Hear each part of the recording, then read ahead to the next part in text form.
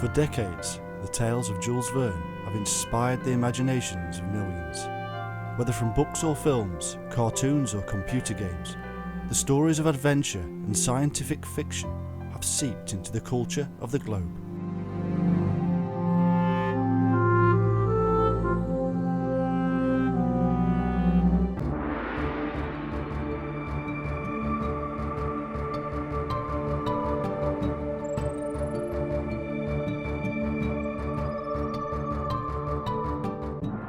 "20,000 Leagues Under the Sea", "Journey to the Centre of the Earth", "From the Earth to the Moon", and "Around the World in 80 Days" are just a few of the extraordinary journeys that Jules Verne immersed us in. Captain Nemo, the Nautilus, and Phileas Fogg are household names.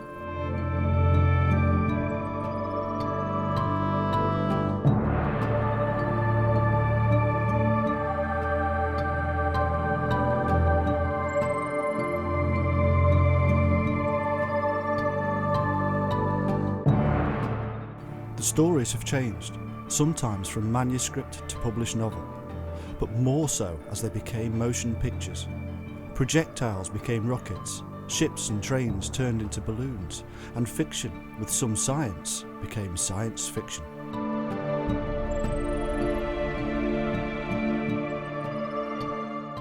Almost immediately, biographers and critics began to analyse the writings and the man behind them. Some have claimed that his novels contained a pseudo-sexual message, and others that he points us towards a hidden treasure buried by the infamous Knights Templar. To a great many more, Verne was the father of science fiction, and others claim he simply stole ideas and reformulated them.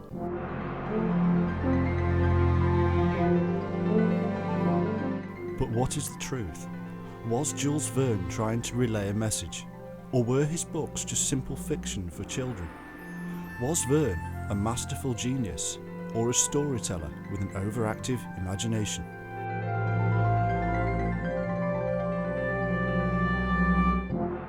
His wife said that a secret burned at the heart of Jules Verne, and that it almost crippled him. What was this secret? This work investigates the man himself and those that surrounded him in order to discover the truth.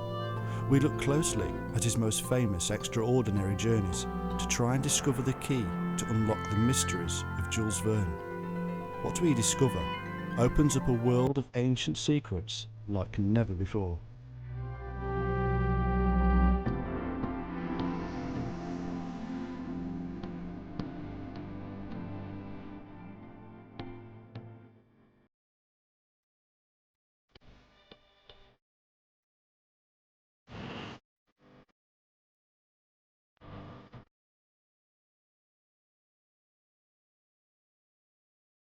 Jules Gabriel Verne was born on February the 8th, 1828, into a France that was in almost constant turmoil.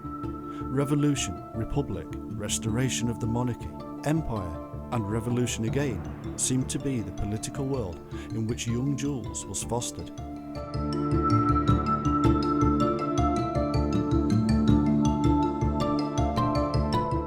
He was raised in the busy port of Nantes, where he spent a childhood of wealth, fun and exploration as the eldest of 5 children. Here, it was as if the political battles of Paris were a million miles away.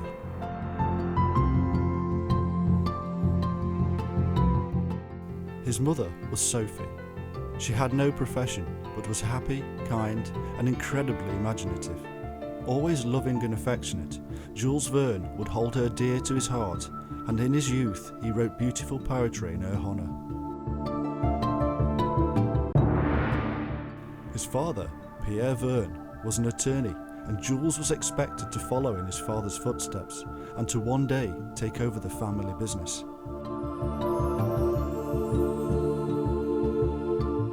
But Pierre was also highly religious, and his spiritual fervour often led him to self-mortification, fasting and physical self-punishment. According to Jules Verne's grandson, Pierre would self-flagellate using the infamous scourge, a kind of whip with multiple thongs. This simply had to affect the young Jules. In fact, Jules Verne himself would suffer at the hands of his father with beatings and starvations, and this would also deeply embed itself in his mind. It is possible that the timid nature of Jules Verne in later life may have been a result of these times.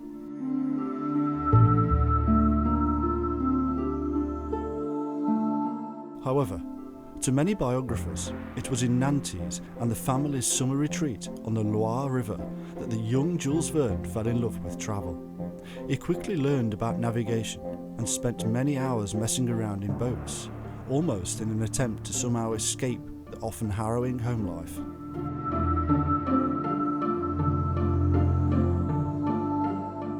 He and his brother Paul were sent to St. Stanislas School, where they heard tales of far-off lands from the boys that hailed from the Caribbean and New Orleans. Added to these were those of his seafaring Uncle Prudent, who often gave the children wonderful stories of South America and his exotic adventures. In comparison to their father, Uncle Prudent, with his pirate past and seemingly ancient figure of authority, must have been a blessing.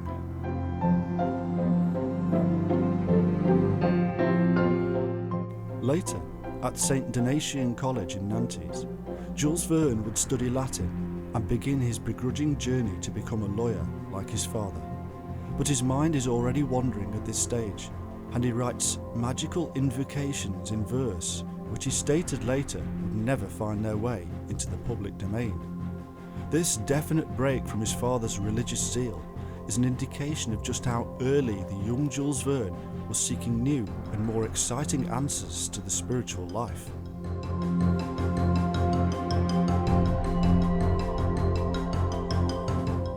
Jules Verne dreamed of sailing away and high adventure, but the strong control of his parents, Pierre and Sophie, would landlock the boy, but not his mind. He wrote in poetry and prose of almost everything he observed, and imagined and eagerly sought out exotic influences.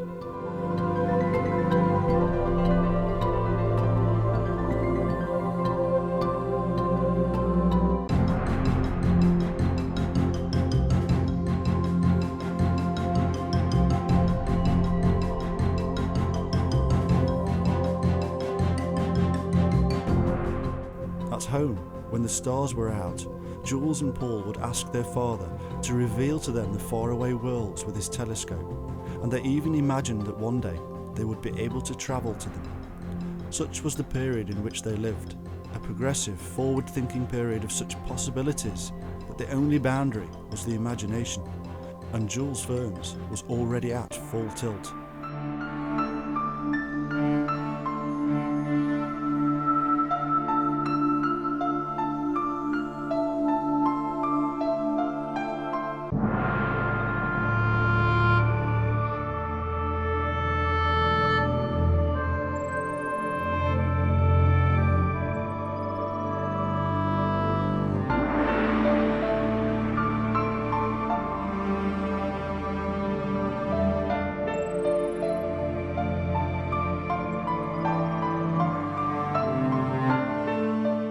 Of all the books of my childhood, the one I loved the most was Swiss Family Robinson.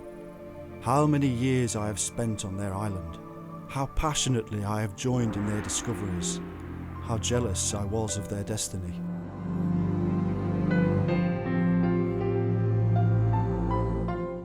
By the age of 12, Jules Verne saw the sea for the first time, calling himself the ambitious Robinson.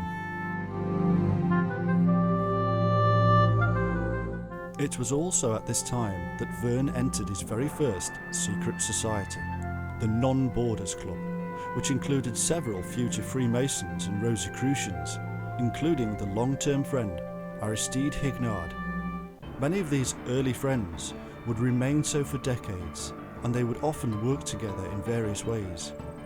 Indeed, it was with Hignard that Verne would make one of the most memorable journeys to Scotland, and the land that held a deep fascination for him. For Jules Verne, his Celtic heritage and family links to medieval Scottish archers was all he needed to find some legendary connection to more exciting times. He alluded to a noble past and had an air of Breton mystical tradition, that suited him well and was fostered by the imaginative input of his mother, Sophie.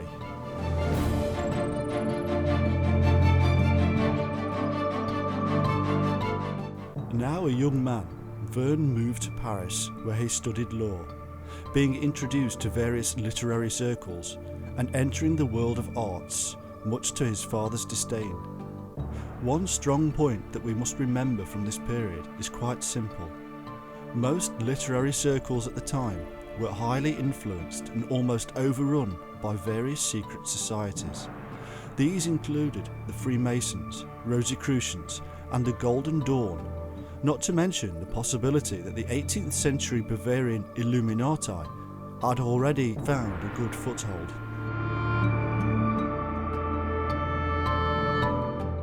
We need not assume these links, however, for they are very open.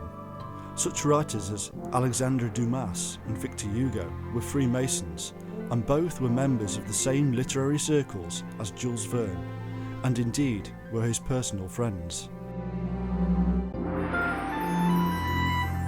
Another highly influential character for the young Verne, and a crucial key for deciphering him, was the great American Gnostic, Edgar Allan Poe. In 1854, the works of Poe were translated for the first time into French, and Jules Verne absorbed them eagerly, writing his very first science fiction novel, A Voyage in a Balloon, under Poe's influence.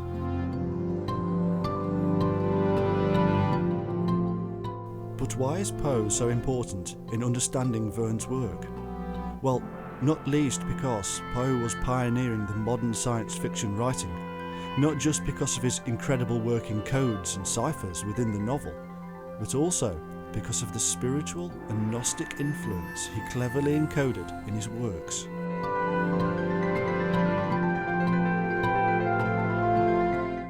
The Gnostic influence upon Poe and from Poe has been widely stated, but for us to have the eyes to see this influence within the works of Jules Verne, we need to have just a small knowledge of its meaning and why it had to be hidden.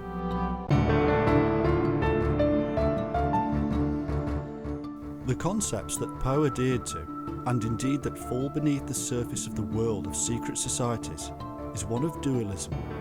The soul, the true self, is trapped beneath a world of materiality, and one must embark upon a sacred journey in order to find and retrieve this element, known as the divine within.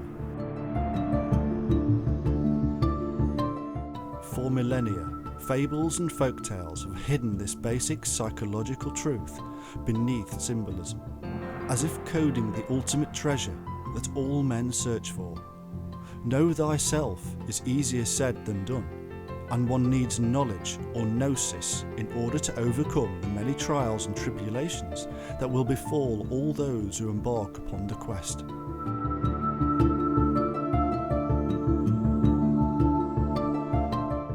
In symbolic language, we must die in order to be reborn.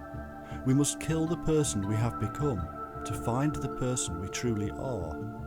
This is the death and rebirth element found within the Freemasons, the Rosicrucians, and numerous other supposedly secret societies. For centuries, these teachings were heretical to the Church, and so all manner of methods were employed to hide them in plain sight. Alchemy was one such method, and this kept alive the sacred teachings for several hundred years within the very Church itself. Even in the time of Jules Verne, such teachings were viewed as heretical, and Pierre Verne would certainly have disliked his own son's involvement in this world. The infamous Freemason Eliphas Levi wrote extensively on similar matters in France during the time of Verne, and was imprisoned for doing so. Jules Verne included this symbolism within his work, and this is why we find a constant repetition of the circular journey and a numerology of 13, a symbol of death. Before moving on, we would do well to remember that Poe's god was the god of the abyss.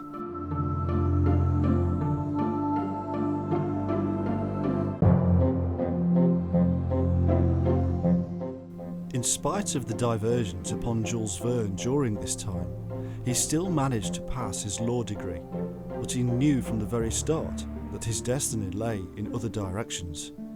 He wrote plays, operatic librettos, and many short stories, and drew the consternation of his father, who withdrew his funding. For a time, and with the help of his wise mother, Sophie, he supported himself as a kind of stockbroker, whilst continuing to meet in literary circles, gaining the aid and guidance of Dumas and Hugo. As if to offset his financial worries, he sought about for a wife, and following several near misses, he settled on Honorine de Vienne-Morel, a widow with 2 children and a good income. Together they had a son, Michel, who was to disappoint Jules, and the distance between them grew and grew. Nevertheless, Honorine encouraged his writing at first, and from 1857 onwards he actively searched for a publisher, failing again and again to draw their patronage. But then he met the man he would later call his spiritual guide, Pierre-Jules Hetzel.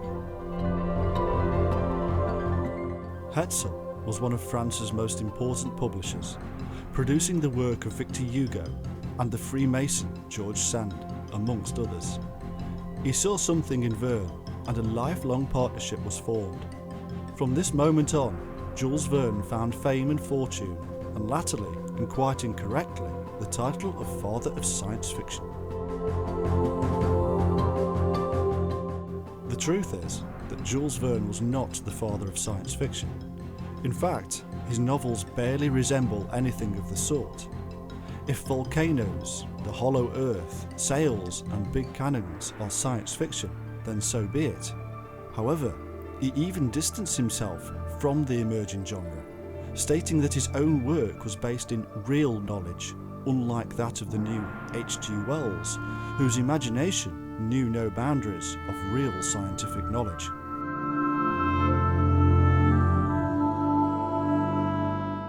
He left the stockbroker business behind and threw himself into writing and playing the literary game with his newfound friend Hetzel.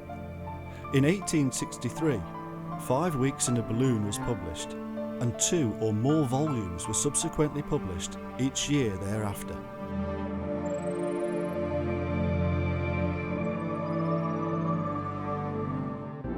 His writing and stage plays were now so successful that he had sufficient funds to buy a ship, the Saint Michel, which was replaced twice with even better vessels. In 1870, he was appointed as Knight of the Legion of Honour, and to this day he remains the most widely read novelist in the world. But his end was not so good.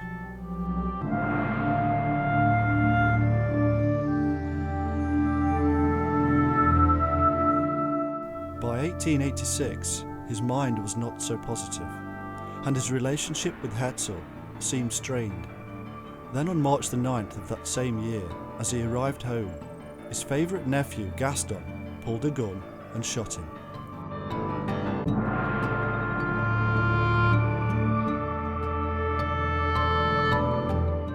The bullet entered his left leg, causing him pain and torment for the rest of his days. The next day, the papers were full of the story, but then something strange happened. Abruptly, the stories stopped.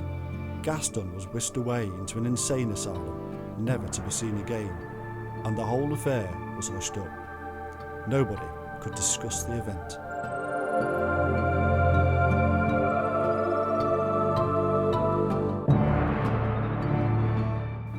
Eight days later, Hetzel died, and within the year Sophie, Jules Verne's mother, was dead. Verne fell into a sombre attitude of mind, as if he had lost everything that was dear to him.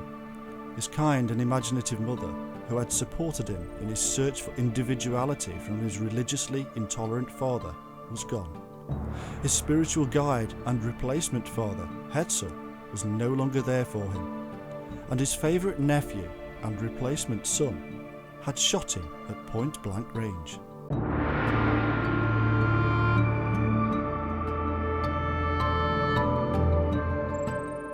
His world was falling apart, The psychological scaffolding that supported his very weakest parts had collapsed like a pack of cards.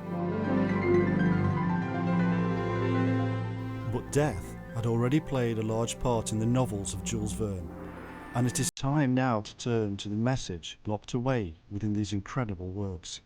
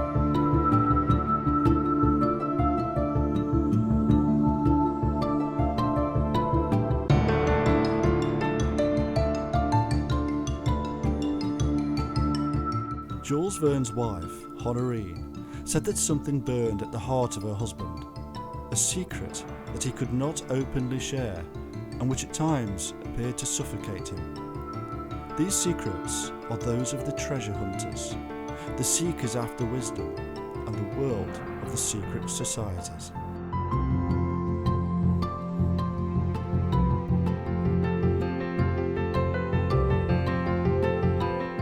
Jules Verne was a storyteller who fell in love with the world of adventure and literature and wanted nothing more than to tell his tales.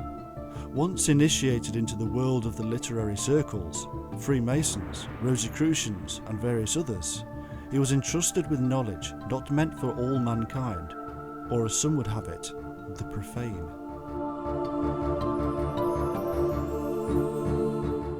This knowledge revealed the divine or God in his works, but not the Christ of any Christian denomination.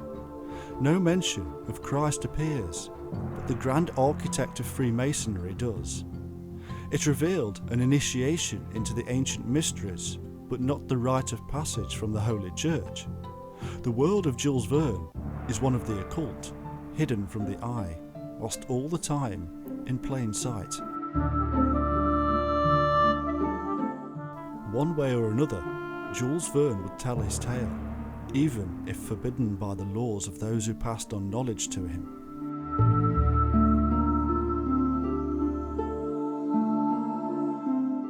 In real life, he could not say a word, and this is why he destroyed letters, unpublished manuscripts, accounts, and personal papers before he died. It was the law of the societies from where he had derived his knowledge.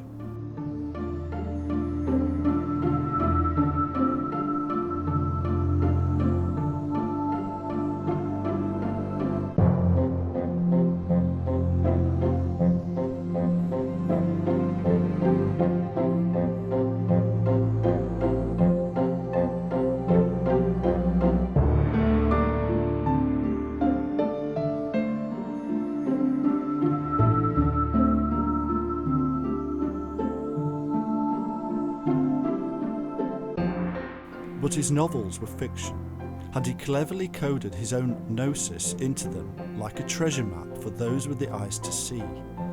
Not only was he aware of the heretical content that made him hide the knowledge from the church, but he also needed to hide the fact from his masters.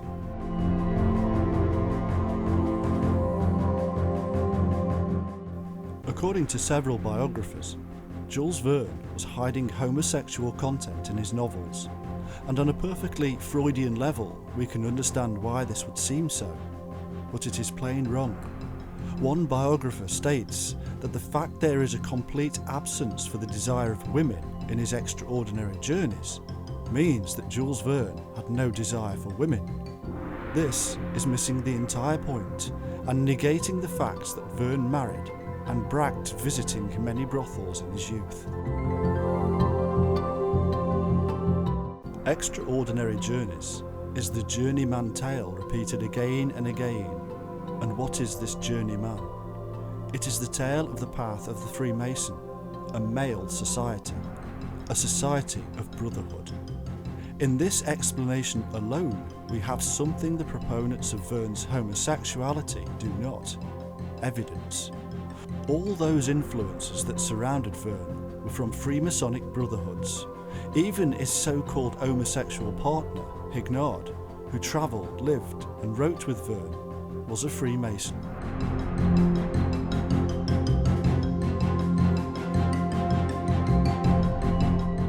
Brotherhood and the androgynous character are part and parcel of secret, occult and Gnostic work. The influence of somebody like Edgar Allan Poe and the Gnostic secrets are in fact rife in all Verne's extraordinary journeys, and even in the work from his youth, which included the witch Abraxia. This is a wordplay on the Abraxas, which is a Gnostic god who reveals wisdom.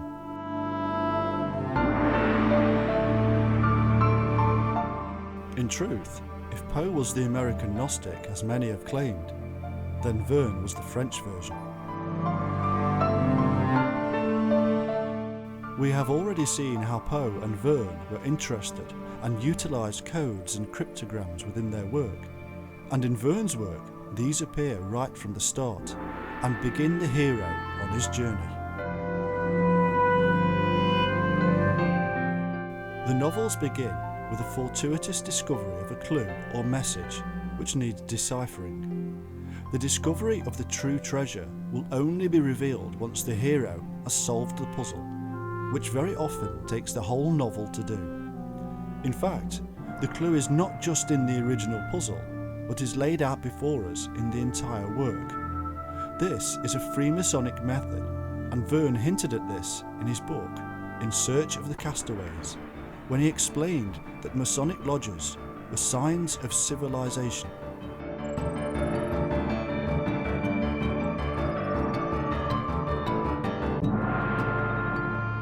While humanity is taking a material path in 20,000 Leagues Under the Sea, or indeed almost any of the other works, our hero is sent on a quest to discover something else, something which lies beyond materiality. Captain Nemo has left the world of man behind, and in his own words, he is dead. He is in fact dead to the material and exists beneath the waves, under the current of the times in the other world of the spirit and the mind. Phileas Fogg argues with the members of the Reform Club, the social elite of the material world, that they are wrong and that his journey will prove it. Captain Hatteras, in The Adventures of Captain Hatteras, wanders the world of man, taking no part in it.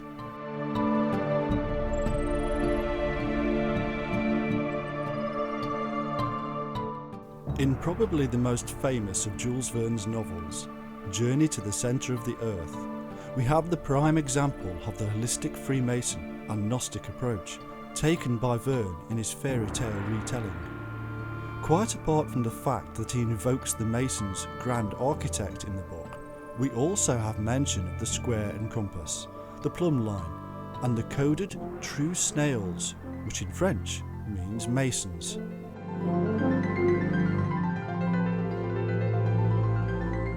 Journey to the Centre of the Earth is the path of the initiate. It is the trail which leads to the discovery of the self. And here Verne uses incredible alchemical symbolism on every level.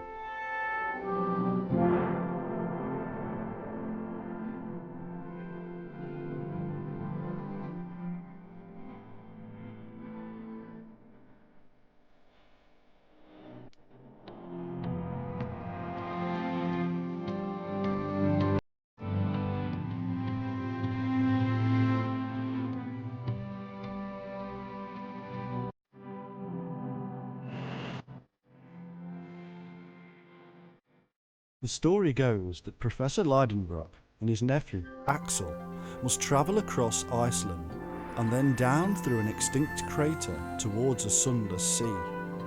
This is the primordial water, the invisible gateway or barrier of the mind, from consciousness to unconsciousness. Only by passing these waters will we find the true original self, and in this story, this is represented as the origins of mankind. This is a psychological journey of battles to overcome and darkness to see into. Discovering the true self is often like this. We don't know what we shall discover, and sometimes we lose our way. But we must continue the journey nevertheless. It is no different to the initiate entering the temple or lodge in darkness, undergoing trials and tribulations, making various sacrifices before the ultimate one of all. Here, he must die to himself and be reborn. Just as our heroes of Journey to the Centre of the Earth are reborn like the phoenix from the fiery volcano.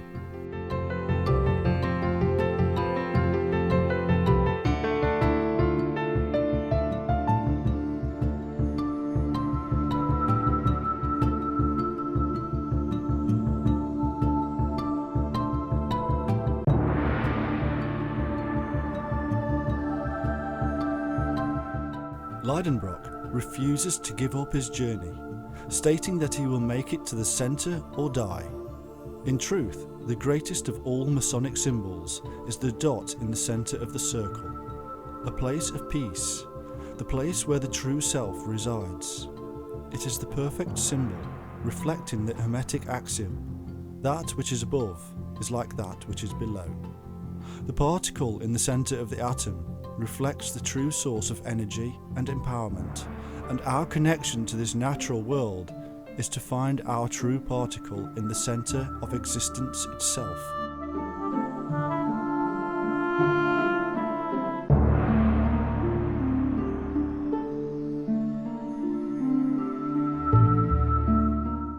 But the journey to the centre, to our very soul, must be in balance. We must remain upright at all times, and the symbolism of the secret societies, the Gnostics, and alchemy all show this. It would figure then that Jules Verne ought to point this very important element out in his own work, and he does.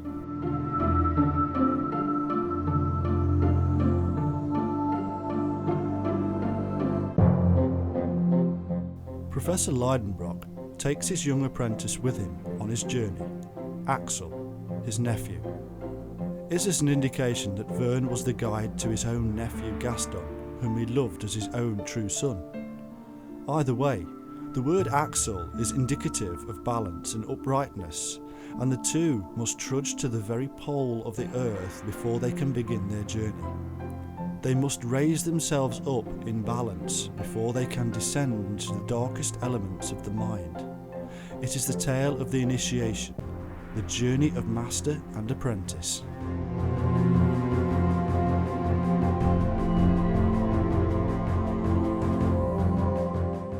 But why does Axel go in the first place?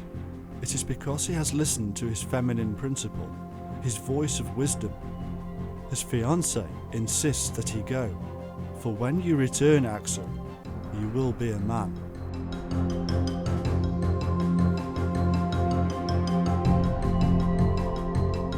The journey is again repeated in From the Earth to the Moon, when a bet is placed to see if a man can reach the moon in a projectile when fired from a cannon. In all the works of the alchemist, one must begin with the stone of the philosophers, and the cannon or crucible is placed firmly upon the Stones Hill in Florida.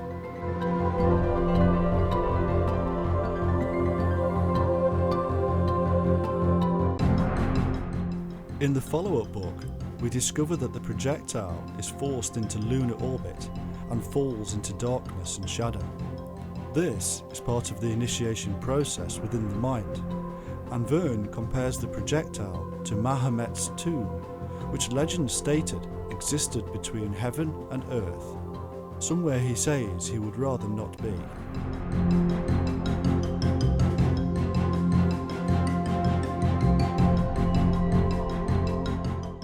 We also have a strange episode where the dogs on board raise a terrible noise, as if coming to life. The female is given the name of the goddess Diana, and Barbicane asks where Adam is to this Eve, so that new life can begin. A peculiar rambling about offerings to the Egyptian god Anubis, and how the dog should be cast in bronze by the king of hell, Lucifer, all revolve around the ancient mysteries revered by Freemasonry. The dog deity Anubis was responsible for resurrecting the great green god himself, Osiris, and Osiris is, in Freemason tradition, Lucifer himself. Of course, we must also remember that the dog is the very animal that the shaman would take with them in their journeys to the other world. Eventually, they emerge into the light once again, and following being trapped in the area of space known as the Dead Zone, they find the strength within to return to Earth like a bright falling star, baptized in the waters of the salty sea.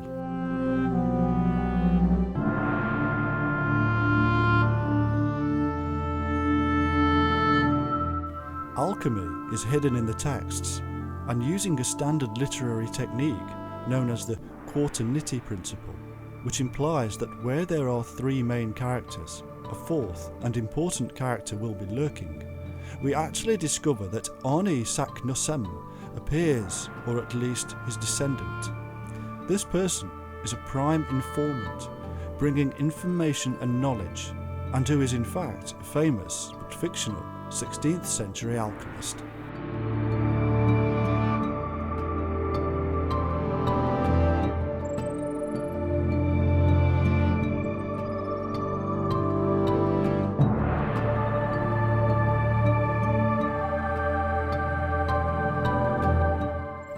Other works also reveal a distinctly Masonic influence. In Robert the Conqueror, there is a Masonic temple, and in castles in California, Dubourg holds his set square, compass and plumb line to his heart whilst calling upon God.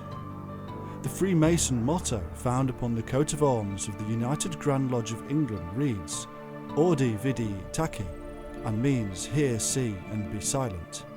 It is the exact opposite of the description of Aristobulus from the Green Ray, who is said to not listen, see nothing, and never be quiet.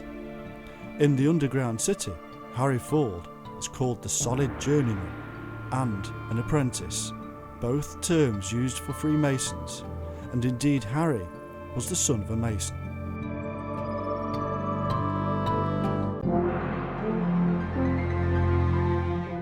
There are strange but constant references to salt lakes and salt rocks throughout Verne's work. There is good reason. It is the Freemasons' role to create a new man and a new world. Salt is one of the three main elements from which the world will be built, for it is derived from the alchemical concept that salt is the unifier, the element of wisdom and science.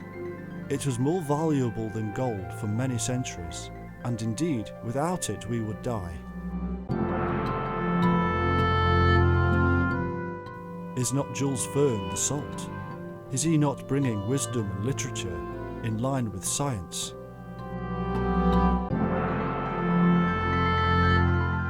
Closely associated with the Freemasons are the Rosicrucians, a society sharing brothers with the Masons and finding origin back in the 17th century.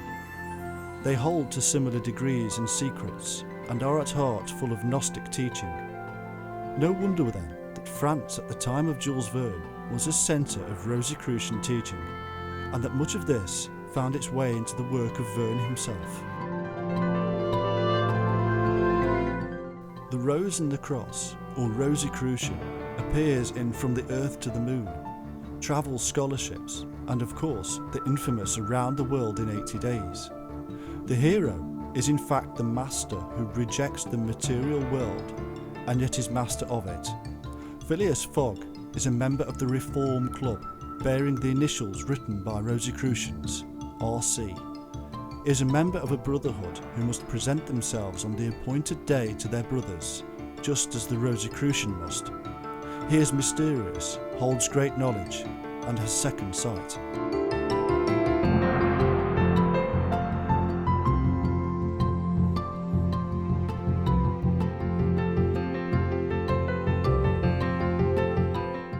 Very similar concepts occur in Robert the Conqueror and Master of the World, where Verne points out that the path to truth can only be found by one's own efforts, and that we must follow the guide that is found within each of us.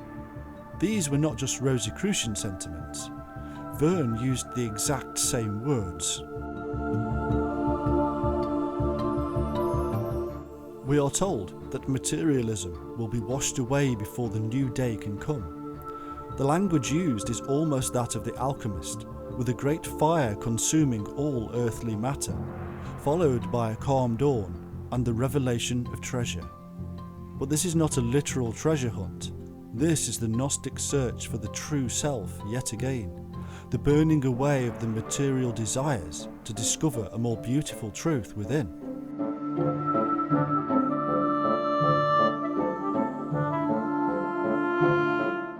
The name of this great hero, Robert, originally derives from the word for oak.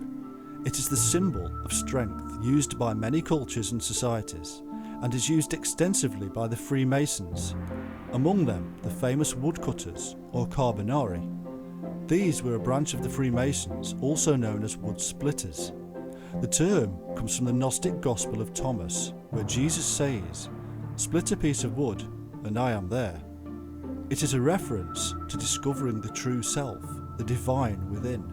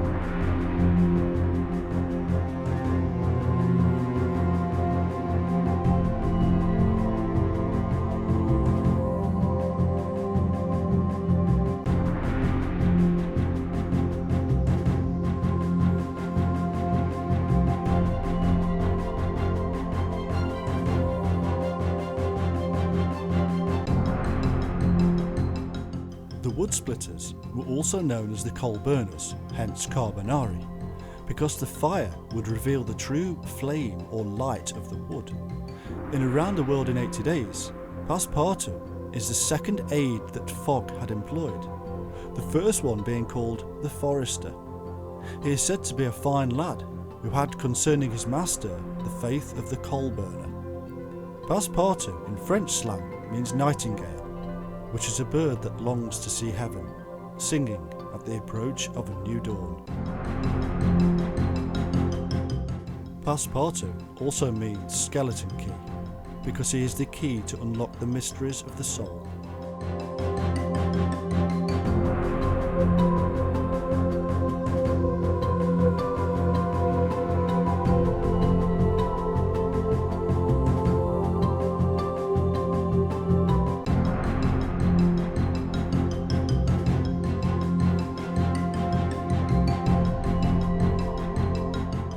Phileas Fogg is therefore the master of wood splitters or coal burners, and his very name Fogg is an indication of the clouded mysteries he holds.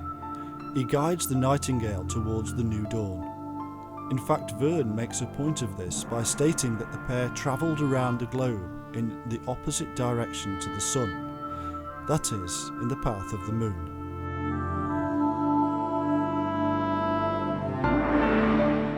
Phileas Fogg is the overall lover of fog and mist.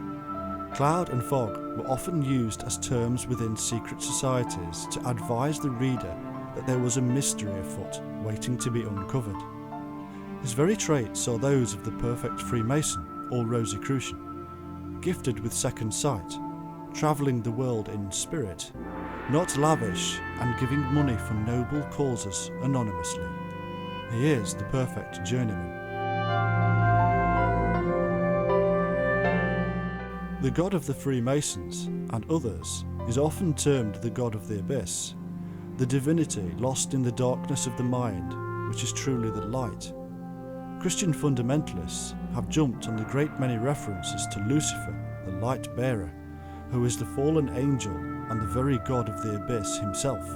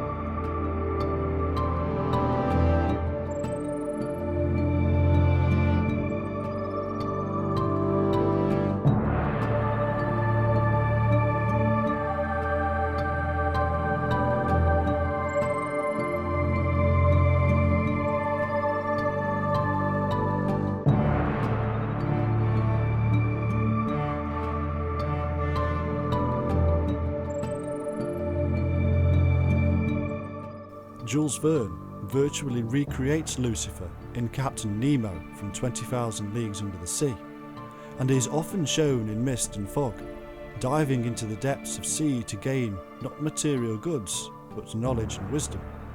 Nemo himself says, "The sea is merely a supernatural, prodigious existence.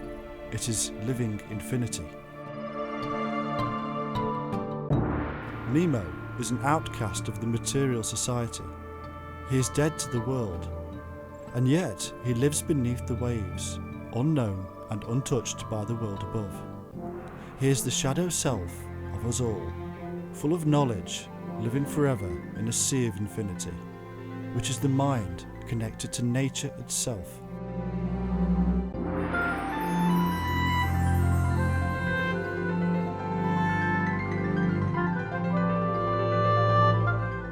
He finds Atlantis beneath the waves, a lost time and past of mankind.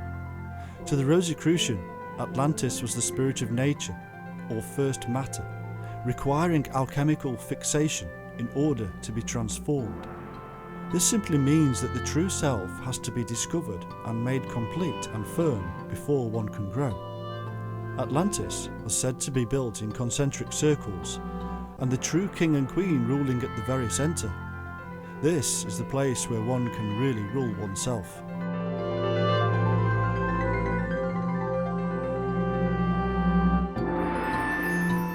But his home, the Nautilus, is not a place of the Christian God, for Verne states clearly there is no bread or wine. It is a place where this angel of light can peer into your very soul, as Nemo does to our heroes. Verne calls the Nautilus the sacred ark, the carrier of the light of the divine.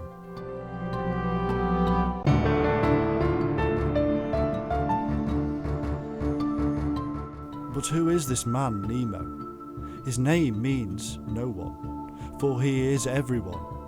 "I have no name, sir," he says. However, we do find in the mysterious island that he is the son of an Indian Raja, and his name is Prince Dakar. This is what we learn in the book. From the age of 10 years to that of 30, Prince Dakar, endowed by nature with her richest gifts of intellect, accumulated knowledge of every kind. And in science, literature and art, his researches were extensive and profound.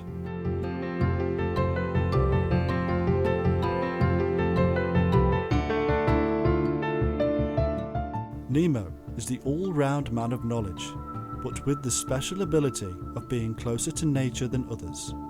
He is a true shaman in many respects, a master of gnosis or knowledge. We can see in this elements of the Rosicrucian nature philosophy, that by studying nature, man could learn all knowledge, and thereby aid society the better for it.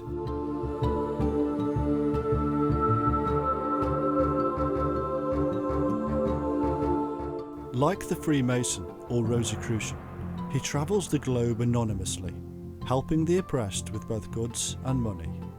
He is even said to have aided the Indian people in revolt against the British, a revolutionary implication very often applied to the Freemasons themselves.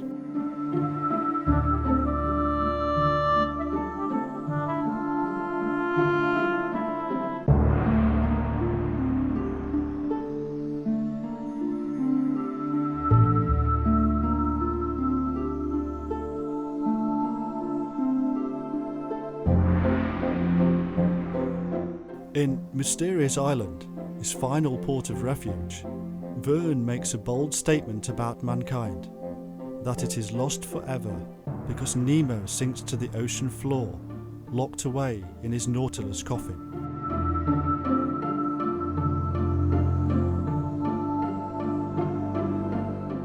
As we have discovered, Verne calls the Nautilus the sacred Ark, and like the Ark, it is lost forever, taking with it our connection to the divine knowledge. But it is not the end. It is in fact the beginning in the paradoxical world of esoteric wisdom. Nemo is no one. His numerology gives us the number 13, symbolic of death, and of paramount importance to Freemasonry and other secret societies. But why should death be so important? The truth is quite simple, and it is the very death we should all seek. We must die to the old self, the self that grasps onto the material world. The ultimate symbol is death, and for Nemo to have finally died in this way, in the depths of the other world, then he has truly risen in glory. As one of Verne's heroes, Barbicane, and hence Verne himself, says, "If we die, the result of our journey will be magnificently enlarged. God himself will tell us his secret. In the next life, the soul will have no need of machines and engines. It will be identical with eternal wisdom."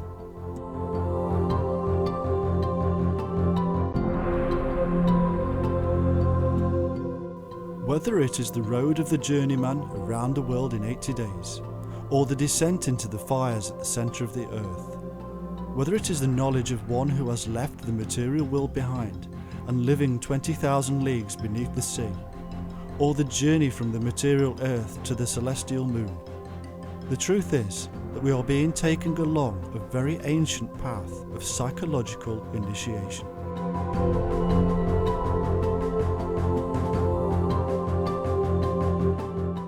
Just because man has used his imagination over the centuries and clouded these simple truths in various forms of symbolism, societies and tales, does not mean that we should no longer seek the truth. Jules Verne lived in a period that was emerging from religious constraint. There was literary and artistic excitement, and Verne jumped aboard and went along for the ride. In fact, he very often steered the course. But behind the scenes there was a man who guided the way for Jules Verne from the very start. And it is to this man that we now turn in order to understand the extraordinary journeys a little better.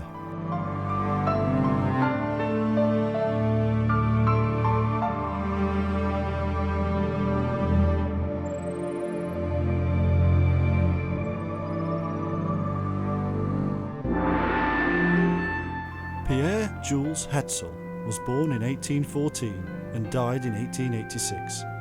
He studied law in Strasbourg, but by 1837 founded a publishing company that was to become one of the most powerful in France. He was a well-known Republican, and in 1848 rose to Chief of the Cabinet in Foreign Affairs. However, following the coup d'etat of the Second Empire, he fled into self-imposed exile in Belgium, publishing clandestinely anti-government propaganda by such authors as Victor Hugo.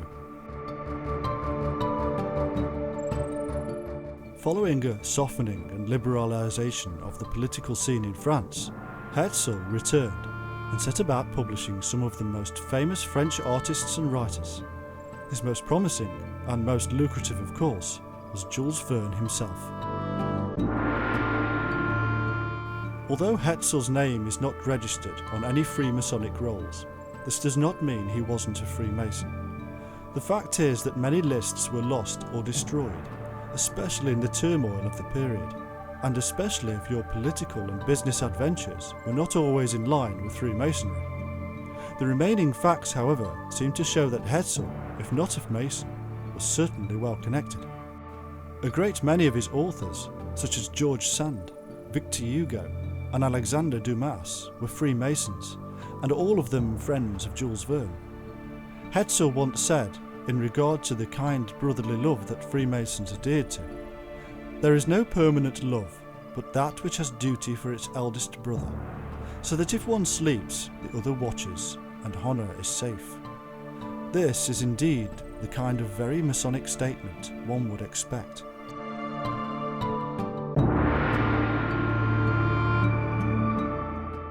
Hetzel was called by Jules Verne his spiritual father, a replacement of his own real father, and for that of the church itself. Not only did Hetzel publish Verne, he censored him too, and often to the point of incredible rewrites. The dark, sombre endings of Verne were replaced with more positive and happy endings by Hetzel. The negative political statements are swiftly removed.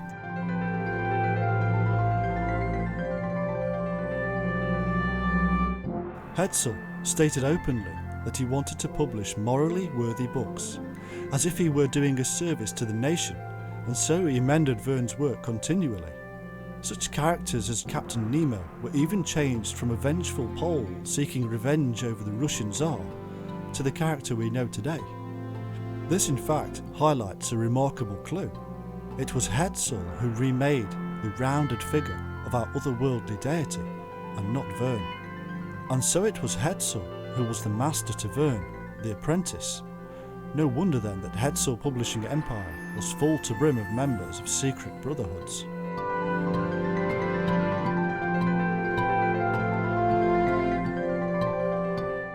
This may now bring to light the reason that Verne never argued about the measly royalties and the blatant disregard Hetzel seemed to treat him with. The truth may be that there was more to the relationship than author and publisher.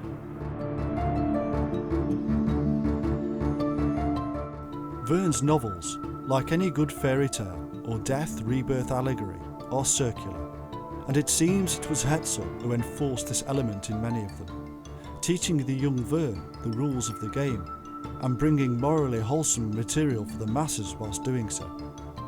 Like Ulysses, the tales of Jules Verne must return to their beginning, fulfilling the sacred code, the sacred journey back to oneself.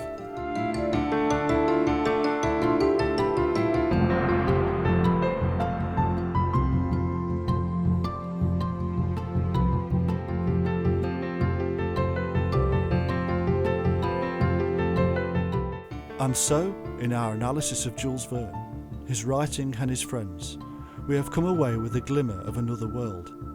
This world is one of secret societies and occult knowledge, often hidden from our eyes, for a great many reasons.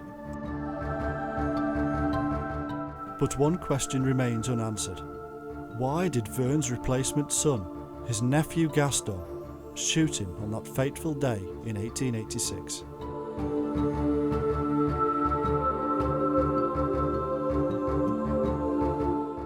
It is said that just before pulling the trigger, Gaston said to Jules Verne, "You are being pursued. Someone wishes to kill you.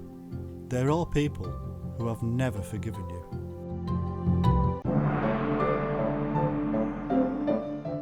Who were these people that pursued Jules Verne? And why would a supposed assassin warn his target of such a thing? Why did Jules Verne destroy his papers, diaries and notes? Had he written more magical invocations, as he had done in his youth? What secret was he hiding? The evidence reveals that Verne was in a revolutionary world of growing secret brotherhoods, which not only held sacred truths about ancient psychological methods, but were also creeping into vast positions of power. Government, religions, companies and literary groups were all overrun by Freemasons, Rosicrucians, Golden Dawn and Illuminati members, and all were linked together with the thread of ancient gnosis. They aimed to create an upright society of high moral standing, a New Jerusalem, or so we are told.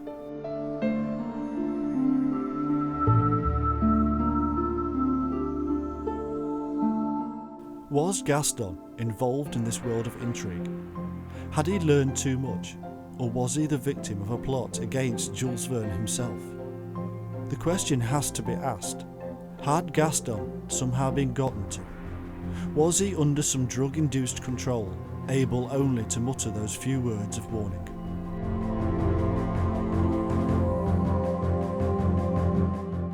Within days, the whole issue had been entirely covered up, and Gaston shipped off to an insane asylum, never to be seen again. The newspapers were silenced abruptly, and that kind of power can only be wielded by men of notable authority. A few days later, the great Hetzel himself was dead, and Verne would fall into a bleak state of mind, deepened by the death of his loving mother Sophie within the year.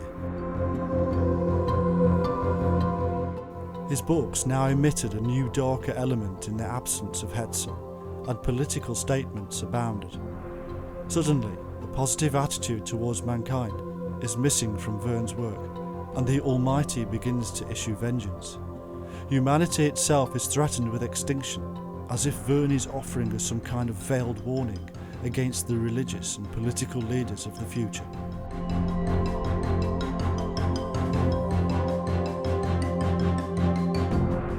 Whatever the case, the truth may never be known, for all our evidence is gone, save for a few pieces of paper still held by the Verne estate under lock and key.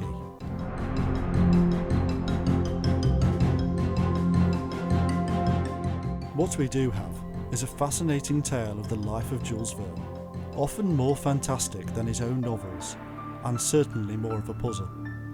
The overlying moral of the tale is clear. Beware with whom you associate, for the circle of life is continual, and what you sow, you may not wish to reap.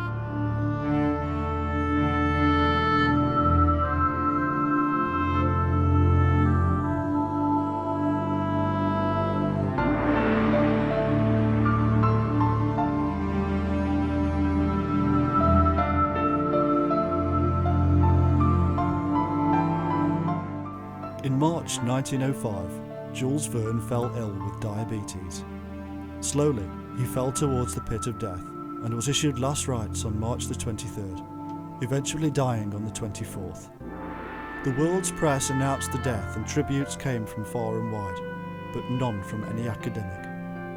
His family attended the funeral, but nobody came from the academy or government. His wife, Honorine, burned the final papers and documents as requested, and several years later the French managed to get enough money to build a statue. In a terrible storm, a tree fell and took off the statue's head. It lay in the grass for a year. Today, the name of Jules Verne is remembered and honoured by millions as the father of modern science fiction. But what was the secret that his wife said burned in his heart? Whatever the truth, his legacy is truly one of great storytelling and creative imagination, matched with the genius of coded wordplay and hidden sacred and ancient truths. There is much yet to learn from the extraordinary journeys of Jules Verne.